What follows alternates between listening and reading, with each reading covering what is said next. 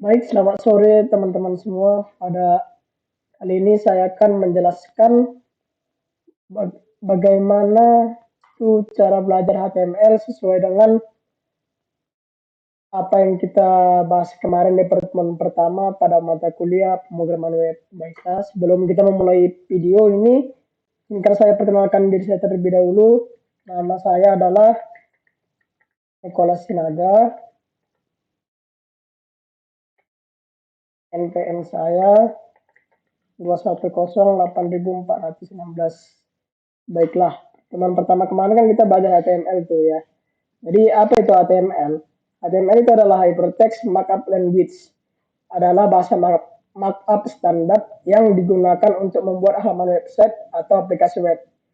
Sejarah HTML itu sendiri diciptakan oleh Tim Berners-Lee, seorang ahli fisika di lembaga penelitian CERN yang berlokasi di Swiss. Versi pertama HTML dirilis oleh Tim Berners-Lee pada tahun 1991 yang memiliki 18 tag. Sejak saat itu, setiap kali ada versi barunya pasti akan selalu ada tag dan atribut atau tag modifier yang juga baru.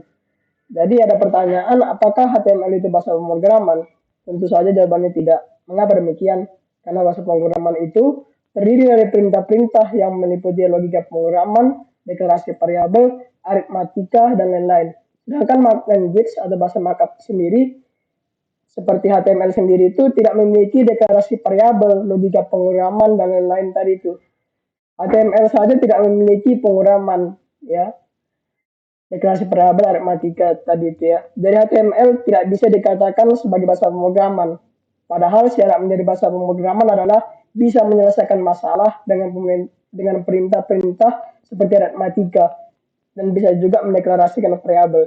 Jadi pada intinya HTML itu bukan sebuah bahasa pemrograman, melainkan hanya untuk sebagai tempat untuk meletakkan perintah-perintah bahasa pemrograman web seperti dari PHP, JavaScript begitulah.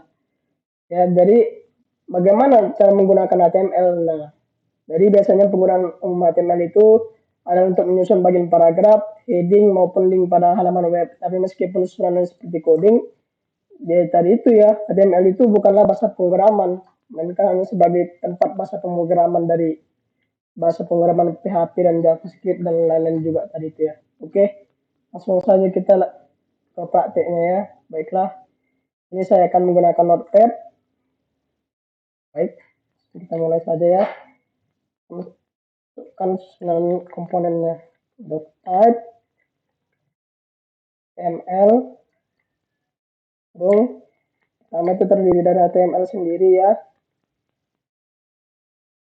HTML, baru kita kasih bentuknya ini.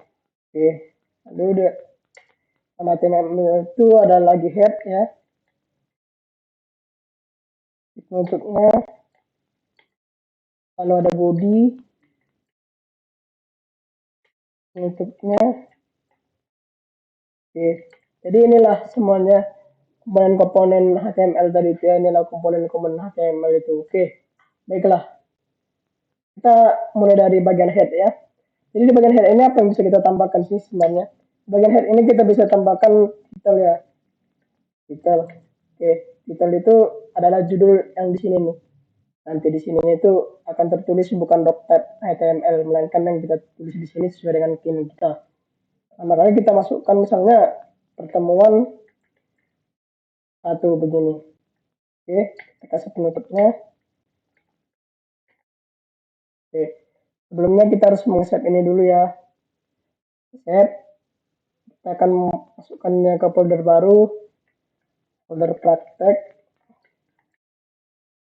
Save. Kita buat namanya ya. Oke. Dan dalamnya pilih ini save as type all, baru ini HTML.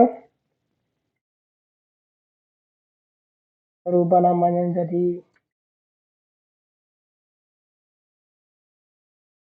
temuan satu misalnya gitu.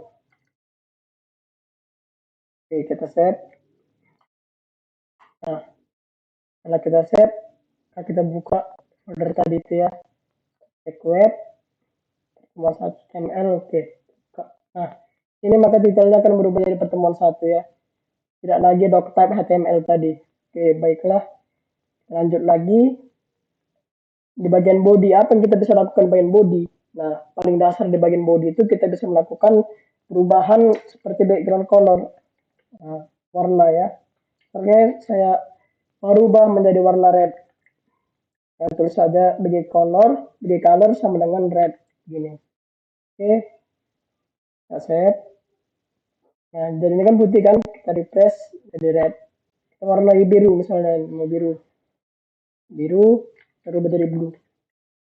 Oke, kita save, lalu kita refresh, oke, jadi blue. Namun saya sendiri lebih suka warna red ya, jadi kita rubah ke red kembali. Oke, kita save. Oke, lalu apalagi yang bisa dilakukan? Nah, misalnya kita mau melakukan menambahkan judul nih H1, kita header 1 ya. Jadi header ini sendiri kita lakukan dari H1 sampai H6 ya. Cuman kita dari H1 saja dulu, kita masukkan sebagai judul welcome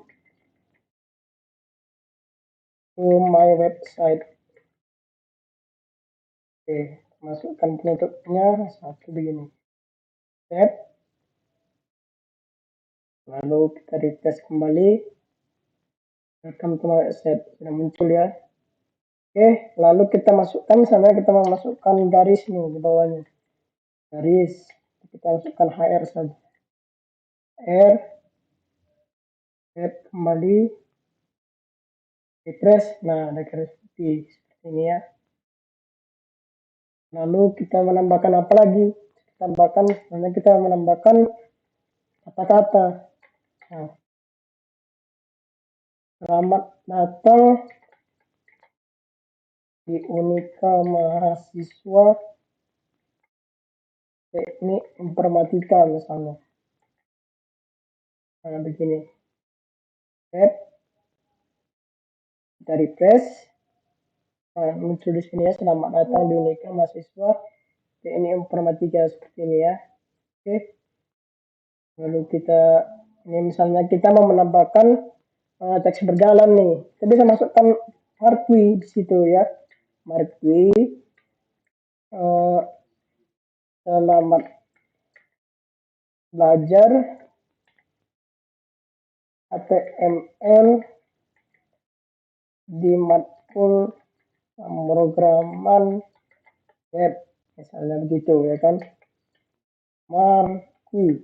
Nah, oke, kita save. Nah, lalu kita refresh kembali. Nah, maka di sini ada selamat belajar HTML di matkul pemrograman web. Oke, seperti itu ya. Lalu misalnya kita ini kan dari kanan ke kiri. Mau kita dari kiri ke kanan, kita bisa menambahkan atribut. Atributnya yaitu adalah direction sama dengan right. Jadi dia mulai dari kanan, mulai dari kiri ke kanan, itu dia. Kita save. Nah, jadi ada ke kanan, arahnya itu ke kanan. Tadi kan ke kiri, ini kiri ke kanan. Nah, gitu.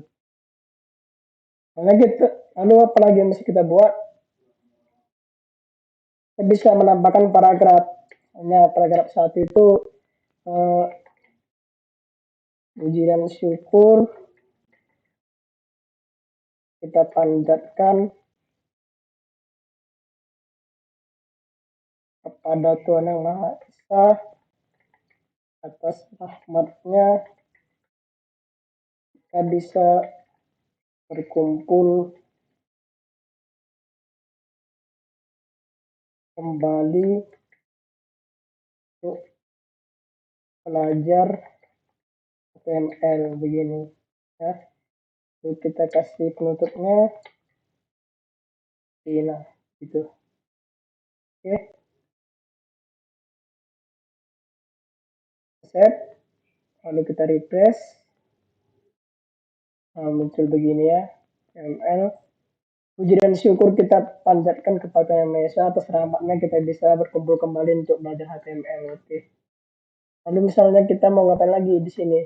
Kita mau nambahkan lagi nih paragrafnya ya. Banyak-banyak kita Oke, jadi tadi ini tambahkan paragrafnya seperti ini ya. Sorry ini ada kesalahan sedikit. Kumpul ya. Kumpul. Save. Oke, lalu kita lihat di sini ada 3 paragraf seperti ini ya. Jadi dia akan membuat baris baru seperti ini. Tidak lagi dia di samping gitu. Dia akan membuat baris baru, berarti dia adalah sebuah paragraf baru. Ya. Oke, terima kasih ya telah menonton video saya ini. Jika ada kekurangan atau kesalahan kata saya mohon maaf. Demikianlah video ini saya buat. Terima kasih.